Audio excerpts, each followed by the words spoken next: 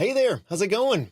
Welcome to the REtipster Podcast. This is Seth Williams, and you're listening to episode 221. And today I'm talking with Liz Nowlin and Terry Kerr of Mid-South Homebuyers, a turnkey real estate provider specializing in rental properties in Memphis, Tennessee. Now, why are we talking about turnkey rentals? Because as land investors, it's important for us to always be thinking about what's next. Because let's be honest, the land business is a little bit of a hamster wheel. It's a hamster wheel that pays extremely well, but it's still a hamster wheel. And if you want to stay on the hamster wheel for the rest of your life, then great. Keep doing what you're doing. But if you want a few different exit ramps you can take at some point in the future, it's important to always be thinking about where you can put your money so that it creates sources of income that are truly passive and, more importantly, permanent. And there are obviously many ways you can do this. And one such way is through opportunities like what Mid-South Homebuyers has to offer. Mid-South Homebuyers has been around since 2001. And it's one of the oldest turnkey providers in the country. They're known for buying and thoroughly renovating single-family houses and also providing efficient property management so their investors can enjoy reliable, low-maintenance rentals. And I wanted to interview Liz and Terry to understand what sets Mid-South Homebuyers apart and what makes Memphis such an attractive market for turnkey rentals, and also why anyone would want to get into this investment strategy in the first place, and if they do, how they can succeed in this space. Liz and Terry have a unique perspective on market cycles because they've spent decades refining their business model. If you've ever wanted to hear from someone who knows what they're talking about in this space, these are the two people you want to talk to. So, Liz and Terry, welcome to the show. How's it going? Great. Thanks so much, Seth. Seth, a pleasure to be here. Yeah, absolutely. So in case anybody's listening to this, in case they don't know what exactly a turnkey rental property is, maybe we should start there. What is this for those who are not familiar? Yeah. So a turnkey rental property is a property that an investor can buy that has already been completely renovated, has a resident already in the property, and has a property management company in place. So it's a completely passive investment. Buy the property and hit the mailbox once a month for the checks. Absolutely. And if you're doing it right, you're working with people that are going to be your experts on the ground. You know, you can't just make any part of town work as a rental. It needs to be a safe, stable neighborhood with low purchase prices, low property taxes. When buying a turnkey rental like this, my understanding correct that there should be nothing else I have to do to fix it up. It's good to go. Money should start coming in almost immediately. Is that accurate? Absolutely. Yep, that's it. And there's lots of ways to skin the cat, right? You can buy a house, fix it up yourself, and manage it yourself, or you could hit up an outfit to locate a property for you that needs a lot of repairs, and then contract with that outfit to make the repairs for you. Or you can purchase a property that has already been completely renovated with a resident already in the property that's cash flowing from the day of purchase. And that's what we specialize in. Have you both been in this company since 2001? I'm the newbie, having only been here about 16 years. So I joined in 2009. And so it's really unusual that we've been in business that long. Man, you want to take a 20-year snippet and cover every real estate cycle that has been. I mean, you're talking about bubbles, crashes, and everything in between, pandemic. And Memphis has proved itself incredibly recession-proof, resilient, durable, slow and steady in appreciation, and sometimes rapid appreciation. And it's given us 20 years to figure out the brand of ceiling fan and paint and the strictest renter criteria that still functions, lots of different things. Terry, did you start this company, or how did you get into this? I did. It's, I didn't set out to have the company. The goal was to, buy them and hold them. And then I bumped into a buddy of mine I hadn't seen in years who had 10 rental properties that he had bought, fixed up himself. And he asked if he could buy one from me. And I said, why would you want to do that? And he said, well, I don't have time to fix them up myself. And the numbers work for me if I just buy it from you as is, or not as is, after you fix it all up. And so I sold one house to my old buddy, Steve. He's like, dude, this is awesome. And I sold him 10 more. And so the business was born of passing bargains on to bargain hunters, and Turnkey was kind of invented there for us. Yeah, I think his exact quote was, "My wife is tired of me not being home on nights and weekends." So You're talking about that hamster wheel. We get to send some really large checks every month to people whose total involvement is opening a report once a month and cruising it, saying, "Oh, they paid rent again," and then going on. And I love businesses that start so organically. Terry often says he's been lucky to be born in a city that lends itself to investment property the way that Memphis does. And then, after a couple of years of selling houses to other investors locally, and then less locally, and then less locally as really the word started to spread, Terry was always creating and accumulating these houses for himself. I myself buy houses from the company. We drink the Kool-Aid, I'll put it that way. And Terry's houses were outperforming some of his friends' houses that he'd bought from us, and the only difference was the management. We built our management company around managing Terry's houses. It wasn't about, let's create a third-party property management company that's going to have this great profitable success as a property management company.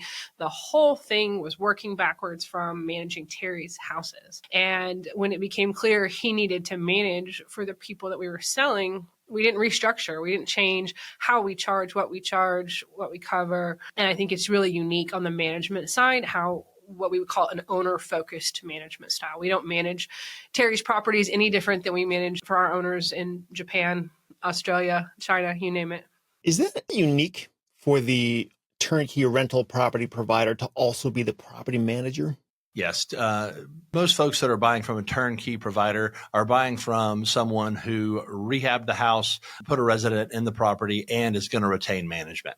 Yep. Yeah, and it really keeps your accountability all in one place. And I think that's really important. Something that will come up over and over again is a turnkey purchaser buys a house elsewhere. They're told that the rent is quite high and that the condition of the house is that there's no deferred maintenance. And then a different third-party property management company is involved and the seller walks away. The house isn't renting. The house isn't renting. Oh, it looks like we need to rent it for $100 less than what you thought. And then, okay, well, we got a renter in there and now there's repair after repair after repair. And when the people that are managing the house are the ones, like with us, we've already taken a deposit on every house I offer my investors. That rent couldn't be more real. And then we're the ones servicing and repairing the house. We're the ones offering the total 1-year warranty. And so everything that is told to you on the front end is tied up with the people on the other side. Since you're on both sides of renovating it and managing it, like it doesn't serve you in any way to cheap out on the renovation, right? Because you're just going to have to deal with it later if you don't actually handle the problems, right? Absolutely. Yep. And the thing is the name of the game is to keep the property rented, right? And if the resident has got a really nice quality property to move into, and then when something does end up breaking down the road, if it's addressed quickly, which we pride ourselves on super quick repairs when something does happen, you keep the residents happy, the residents renew their leases, and that's the only way a property is going to perform. So we're super duper resident focused as well, because they're what make the whole thing work. Yeah. And it doesn't even, you hit the nail on the head with repairs, whereas an independent seller might want to, pocket a little extra by spending less on the rehab and then they get to walk away. That goes into location too. We don't want to manage in unsafe neighborhoods. We don't want to manage undesirable floor plans or houses that are under flight paths, or our property management company. They're our friends, our coworkers, they're going to get mad at us. We want to manage properties that are easy to manage. I always say, we've had a small wait list for our properties for years. We're very selective on what we buy, very selective on what we will manage and renovate and offer to our investors. And slowly over these 20 years, the word has gotten out. But I always say, even at the longest of our wait list times, our acquisitions team was not thinking about me and my wait list. They're thinking about Terry's mandate that we don't put out a house that he would not personally and proudly own in his own portfolio. And that we want every house we serve up to one of our beloved investors to make them want to come back and buy more houses and to be a house we want to manage. Now, about Memphis. So what's so special about Memphis? Why focus on that city in particular? Is there something that makes it stand out from other markets, or what's the deal with that city? Yeah, absolutely. The price to rent ratio works in Memphis. So you've got to be able to buy a property at a price point in relation to the rent that makes it cash flow.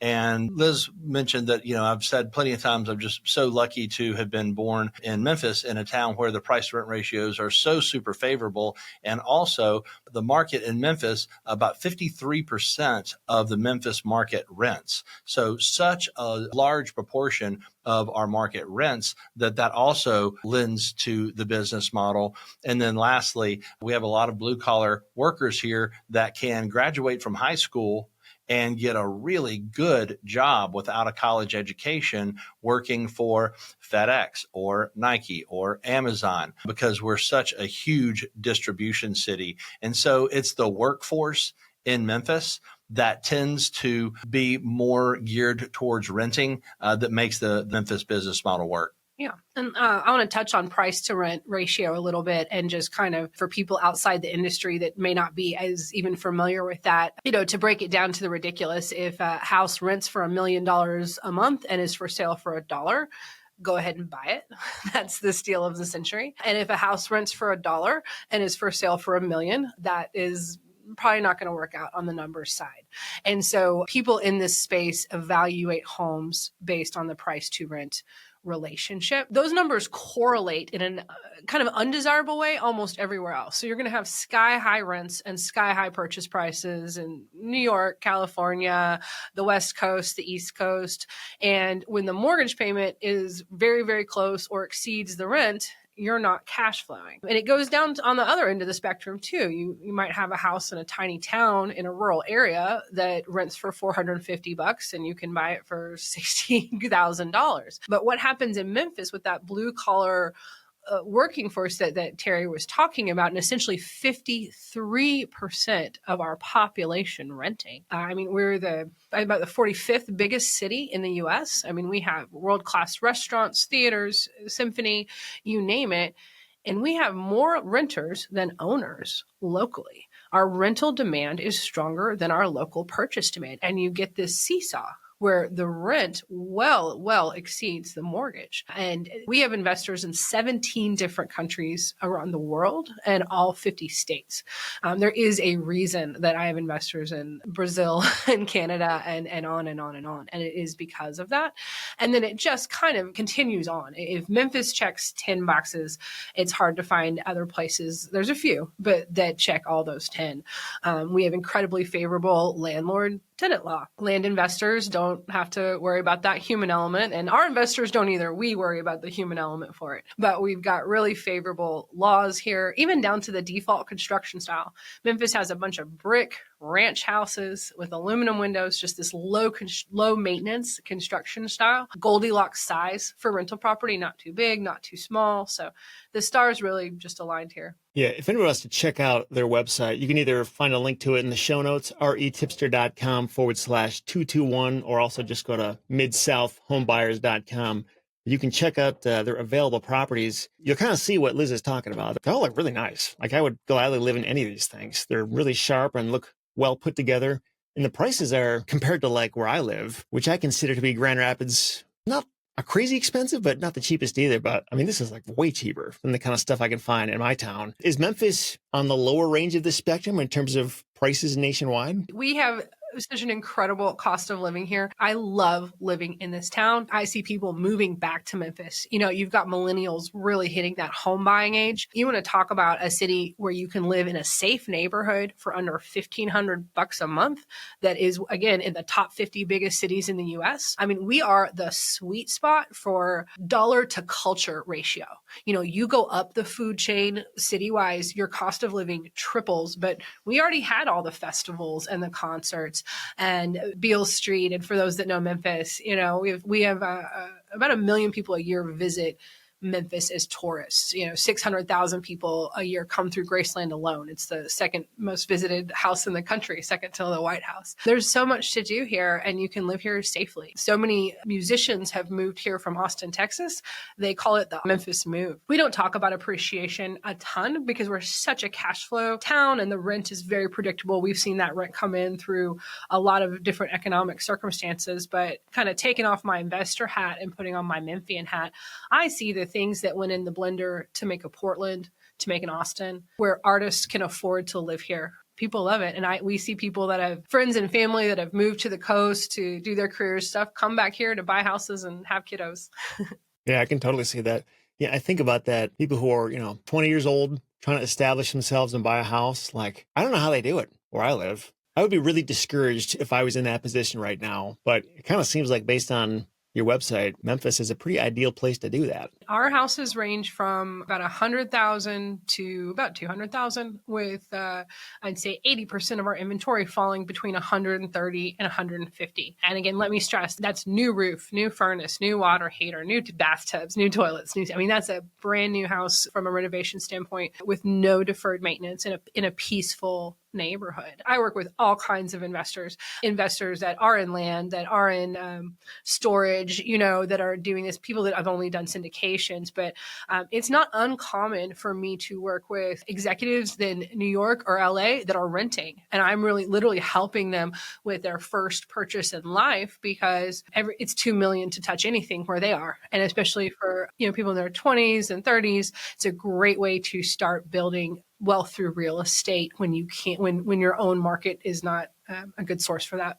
Yeah. One of the things I want to touch on is the quality of our houses. One of the things that makes us different is the full blown gut job, right? So we're not looking for the houses that just need a little paint, a little carpet. We love the houses where you can see the dirt floor and you can look up and see the sky. Those are our favorites, right? Because when you're done with a rehab like that, everything is brand new. And we're very fortunate that we've been around for so long, and we figured out some efficiencies and some scale to where we're able to have in both Memphis and Little Rock a couple of 30,000 square foot warehouses that are basically like a mini Home Depot, right? So we don't buy our materials from the big box stores. We buy them from the folks that sell to the big box stores, and we're able to get such a discount on the materials that we're able to put more renovation dollars into a house than our competitors do, because they're having to buy from the big box stores. And that's a really big differentiator, not just for our investors as far as repairs and the properties not needing repair for a long time, but also for the residents that are living in the houses that are not having, water heaters go out and furnaces go out and water leaks and whatnot. So that's definitely one of the biggest differentiators between us and a lot of the folks out there. Yeah, no, that's awesome. And where are you finding these houses? Like, are you the wholesaler, or are you working with wholesalers, or like, how does the inventory work with wholesalers? Yeah, we're not a wholesaler. We're not the We Buy Houses guys, but we buy houses from the folks that are the We Buy Houses guys. I'm gonna call it 85%, and then maybe 5% just warm referrals from folks that know this is what we do, and maybe 10% just off of the MLS. But it's mostly wholesalers. Mm-hmm. Gotcha. Now, when I'm on your website and I'm looking at these available properties, it looks like most of everything I'm seeing is actually already under contract. So is there, I know you said there's like a wait list. Like, if I want to get on the wait list, how long do I have to wait? How does that work? It's really not too bad. So it's not lack of inventory. That's one thing I like to make sure folks know. We grateful to get to sell 680 houses last year. I believe we'll probably do 720 this year. We've done a little bit more every year we've ever been in business. So we're jetting on that, and we're managing about 5,000 properties and counting. So about every month I sell 45 to 60 houses to our wonderful investors. It's a mix of people coming back for their 6th and 10th houses, and always a third to half being our first time folks that have heard about us. But even then, we have a few more investors than houses. I remember when I started working for Terry in 2009, I think it was about 2010, and just the phone kept ringing. We've never advertised much, and this was pretty well before podcasts were certainly what they are now. And I said, how do people keep finding us? And he said, I don't know. They do. Everybody keeps telling everybody about us. And so it was about 2011, which also I like to say is, Turnkey is quite known now as a concept. When we were doing this, really no one else was sort of bottling it up like that. And we started having 7-8 requests for houses. People could not, within moments of them becoming available. And not that we love having all the demand, but it was frustrating for folks. Folks want to think about it. They might want to call their spouse, And Terry and I think we both remember the conversation we had about not just putting the one house out and letting everybody scrap over it and say they wanted it in 1 second. And anybody that wanted to think about it for a minute just had to deal with it. And we kind of put folks in line and we slowed down that offer process to give people a little bit of time to ask a question or think about it. And so essentially, instead of sending one house to hundreds of people all at once, and essentially also, frankly, my repeat investors, as much as we love them, they act like they're going through a drive-through and ordering a hamburger. Their trust in us is sky high. Their confidence, one of my favorite things one of my repeat investors once said to me is, I'm just buying your business model by the square foot. He said, that's, it's an 800 per square foot purchase of your business model or a 2,000 square foot purchase of your business model. And once they really know us, they just go. And so I knew that because each first-time investor does become a repeat investor and then does end up referring their colleague or their family member, that when we were having this conversation 11, 13 years ago, that if I could figure out a way to make this more comfortable for people less familiar with us and less familiar with the industry to come in the door, that we were going to be better off long term.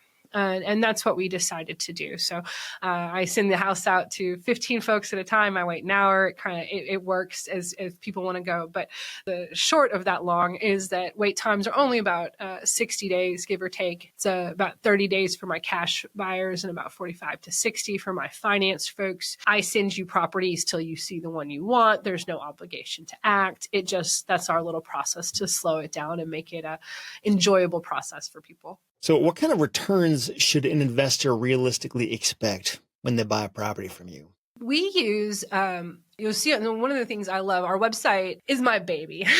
We have worked on it for years. Terry and I wrote every single word that is on that website, by the way. There's a ton of transparency. It's actually unusual for a turnkey provider to have their properties up where everyone can see them. A lot of websites are going to make you give your email address and your personal information before you can ever see it. But we used ROI for a long time, but it's a really simple calculation, as I'm sure your listeners will know. And there's at least 5 different ways that real estate pays you, right? There's incredibly beneficial tax breaks for most people. I have some of my wealthiest investors are coming to us solely for the tax breaks that this real estate is going to give us. You have rental appreciation over time. You have property appreciation over time. You have the actual cash flow, which is the thing that tends to draw people in the first place. And so that IRR is internal rate of return. You'll see a 19 to 22% IRR on there. Oh, and then I forgot, there's the profit when you sell the house for more than you paid for it and get not only every dollar you spent on the front end, but a profit after that. And so what you'll see there is I show year one cash flows, which is just really going to be rent minus mortgage minus management. They're nice cash flows, but your first year is your worst year. Your rent is typically going to go up faster than any other expenses. And so it kind of loads there, as you'll see with a nice exterior photo of the home, the purchase price, the rent, and that cash flow number we're showing you there is going to be the dollar amount that your bank account goes up every single month. And then as you dive into that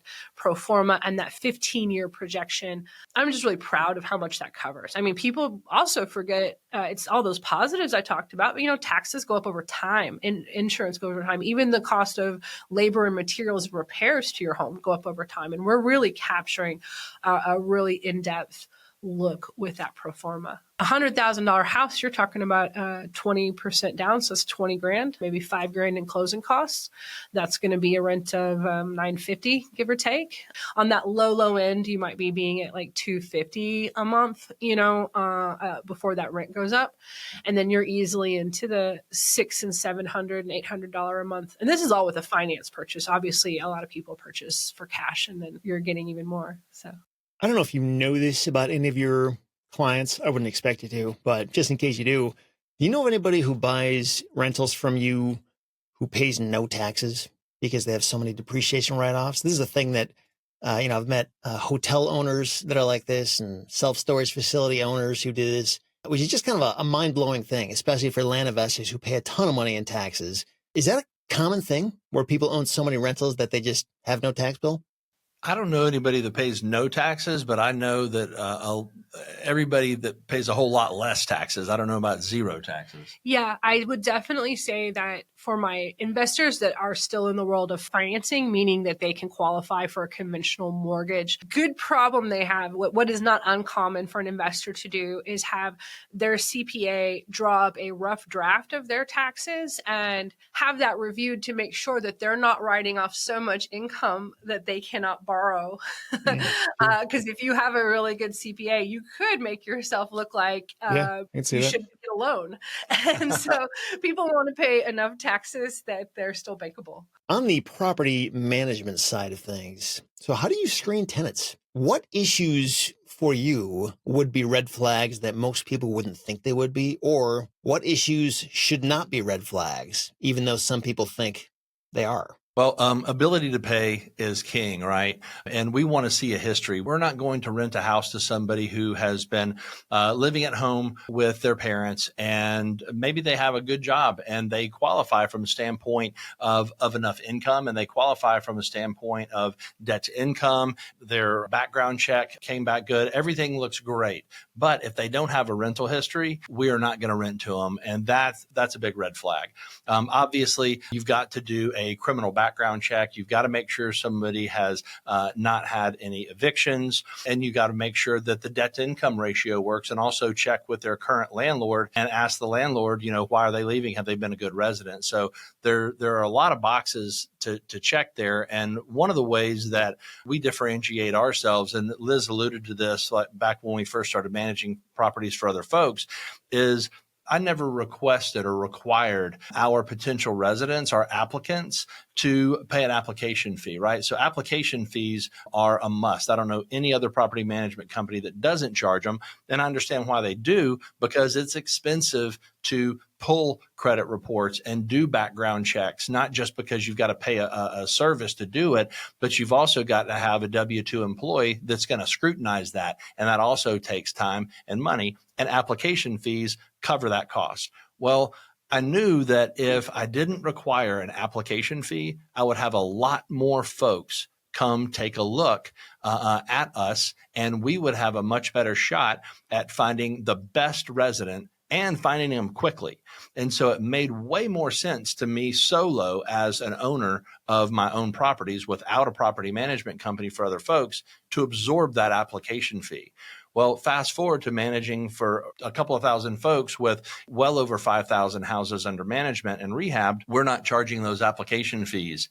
And so we get a way better pool of folks to look at, and again, can fill the properties quicker with a better applicant.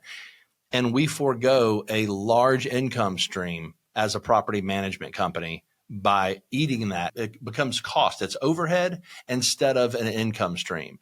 And that's just one of the many ways that we differentiate ourselves from our competitors. You think, application fee, and most investors are probably owner occupants, but the norm truly is $60 per adult applicant when you're talking about maybe a rent of $1,200. So if you think about that as an expression of a percentage of what a couple may be able to afford for their entire living situation, and they don't know if they're going to be approved.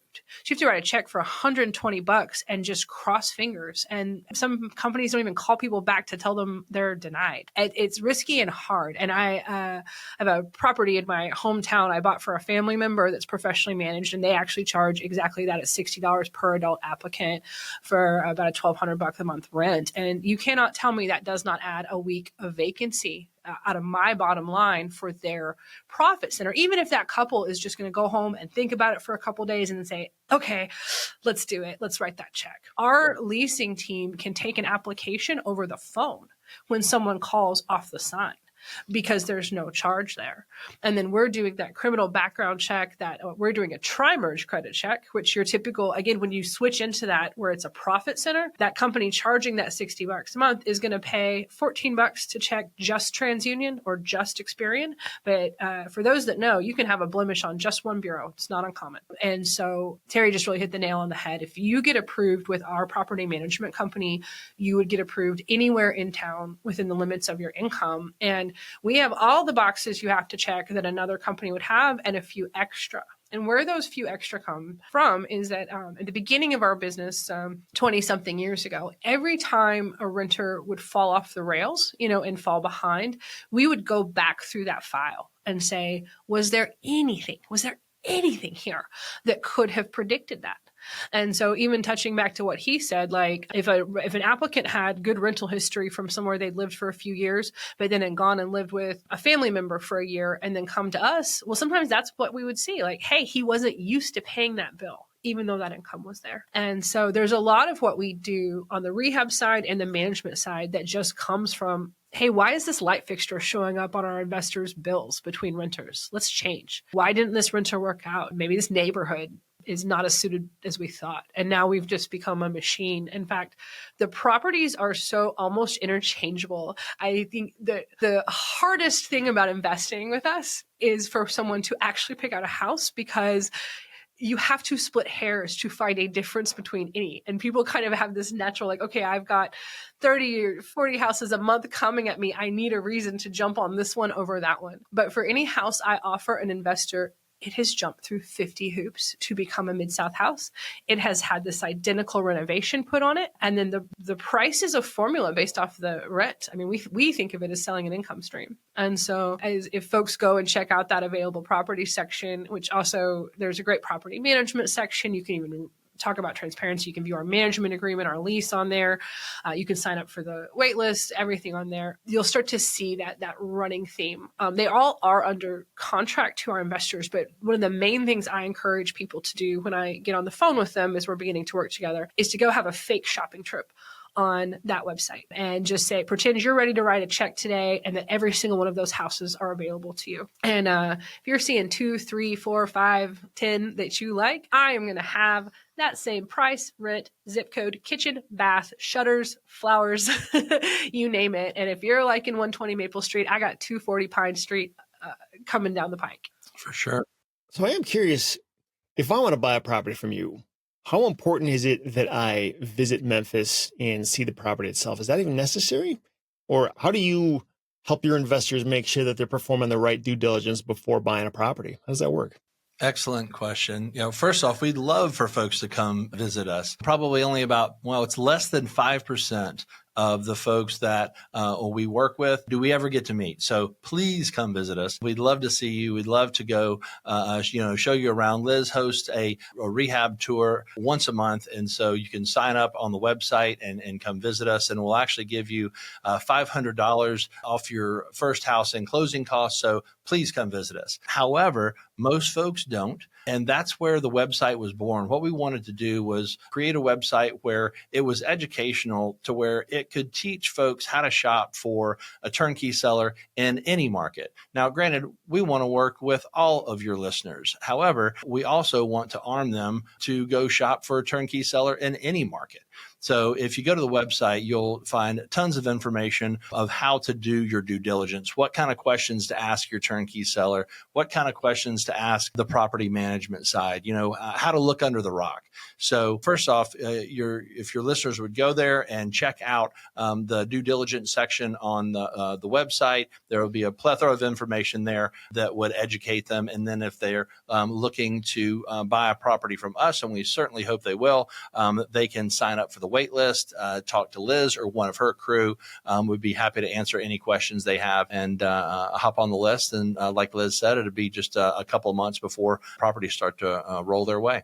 I did notice there's one of these properties on your website is in Little Rock, Arkansas. So are you in Little Rock and Memphis? And when and why did you expand to Little Rock? We're in Little Rock and Memphis. Little Rock is very similar to Memphis. It's just a little bit smaller. And the main reason we went is because just like Memphis, the price to rent ratios are perfect. They're almost identical. The other reason I went to Little Rock is because I have family there. And so my cousin knew the market. He was local, and it's really tough to go into another market and be able to know the difference between this street is awesome on this end of the block, but it's not too awesome on the other end of the block. So we had some homegrown knowledge there. And so to this day, my cousin is our acquisitions manager over in Little Rock, because we want to make sure that we're buying the right properties. So that's why we went to Little Rock. And then we're also doing some new construction now, direct to rental in Little Rock and Memphis as well. You've both seen the highs and lows of the real estate market over the past, 15, 16 years. I often think about when I first got into real estate, it was in 2008, 2009. It was right as the crash was happening.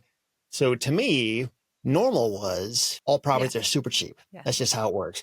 And then every year they get more and more and more and more expensive, and it just goes up and up and up and up. And I'm just wondering, is it hard for you at all to change with the times in terms of pricing and what stuff is actually worth? Like, does it ever feel like we're in a bubble and stuff isn't actually worth these high prices? Kind of an open-ended question. Like, is that hard for you or not really? The cash flow is real. That's today's rents and today's pricing. And so that's just the reality immediately. Yeah, pricing went up, but so did rents. I mean, that's kind of what made everything work through some of the craziness here is that as the cost of labor and materials went up, as housing scarcity went up, which was to the incredible benefit of all of our investors that have been with us, and I think will continue to be. So, I mean, the cash flow is the cash flow is the cash flow. And you can bury the money in your backyard. You can trade your time away from your family and, for money. And you can do this, but there's risks and benefits with everything. But I also joined in 2009. And ironically, in 2018, I was wrong, but the market felt really hot to me in 2018. I relate exactly to what you're saying, Seth. Having come into this when the blood was in the streets, 2018 felt like, wow, man, everybody likes real estate and everybody buys. And it's just like, oh, the loans are flowing. And is this hot? And I went back and I did a study. So like 2007 was the worst time in American history to buy real estate, right? Like people that bought that year probably have a horror story or suffered. And so in my concern is let me clarify, I was going to buy my house from Mid-South. I buy one house a year from Mid-South. It's just the pace that I like to do it, that I can afford to do it as I build my own passive income, even though I plan to work here forever and ever. In 2007, we were selling a house that rented for $650 for $56,700. Fully renovated, same neighborhoods we work in. And I did that math on that worst time in American history to buy real estate. And if I was sitting there in 2018 and you had given me that time travel ticket to the worst time ever to buy real estate, I remember my numbers. It would have been $45,000 in gross cash flow up to that date. That house was, I think, about $86,000 at that point. That rent was probably about $860 at that point. And I realized at that moment that I would happily go back and buy a house from us at that time. Now it dropped to I think 49 briefly at the bottom of it, which if you compare that statistically with other parts of the country is a really low crash volume. But the beautiful thing about buy and hold real estate is that 2007 investor did not buy it to sell it in 08 or 09 or 010 or on. And the cool thing that we saw, I don't know if cool is the right word, but rents stayed super stable. We've never really seen rents go backwards. So not only was he fine, he got that $300 a month that he had signed up for like clockwork. And I decided right then to not try to time the market, just period. Real estate plus time is a beautiful combination. If you look at a 100-year graph of real estate in the U.S., there is one trend, and that blip is tiny, actually, for what it bounced back for. Well, on that note, was it harder to run your business as a turnkey rental provider back in like 2009, 2010, or is it harder now? Or maybe it's neither. Maybe you don't see it as harder, but just different. Do you have any thoughts on that? Yeah, it's just different. Back in 2009, I had 5 employees, and now we have about 150 W-2 employees. Back then, we were just a flip company and managing a few houses, and now we have our own mechanical, electrical, and plumbing companies, and we have a hardware division. We have a finance division for folks that are tapped out of the Fannie and Freddie market. So we've just got a lot of vertical integration, and we're able to just provide a lot more value. So the market has changed for sure, but we just gotten, you do something for a long time, you hope every year you do business a little bit better, a little bit smarter.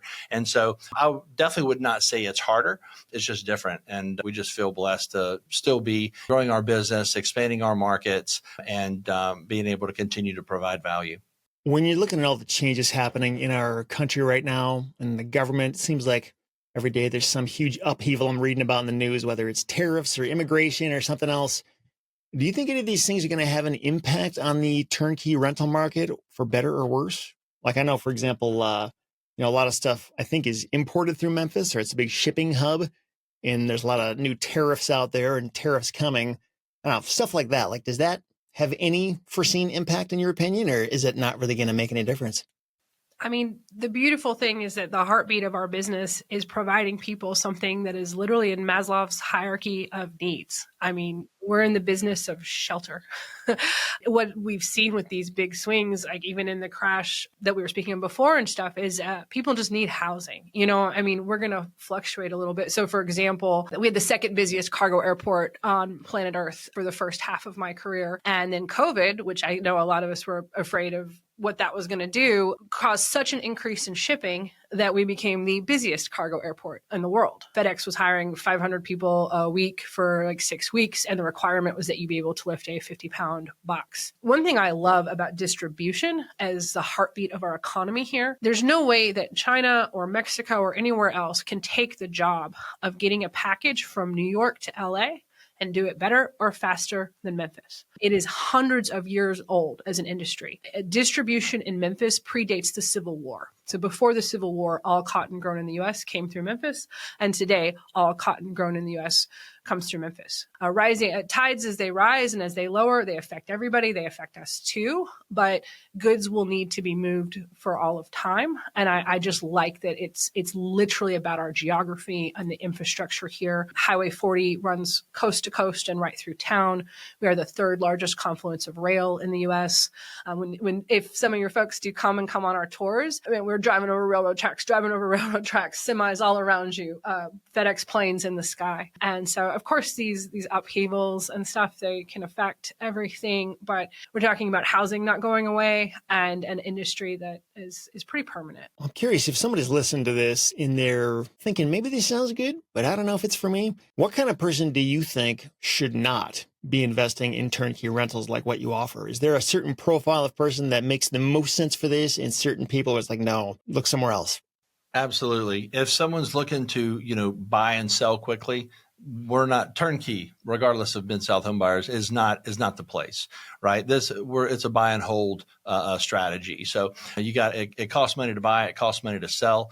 So we tell folks, look, if you're not into it for 10 years, look elsewhere, right? So it's a buy and hold gig. So anybody who's looking to do some flipping, you talked about the hamster wheel with dirt. This is the opposite of that. If somebody does want to learn more or start working with Mid-South Homebuyers, what should they be doing? Like, where's the best place to go and get started? The website is it. All roads on the website lead to me and my team. I am Liz, 3 letters, Liz at midsouthhomebuyers.com. You can request a call with me. It's really it's me and my right-hand guy, Bill, and my wonderful team member, Kristen. And we set aside a full hour for every person that calls and schedules with us. And I'm not looking at my keyboard. Like, I really sit down and I learn about what their goals are, what they're looking to do, answer questions. It's folks' jobs to poke holes, ask the hard questions. We welcome, I love them. I do calls with spouses. One spouse is worried and one spouse is raring to go. And I just welcome it.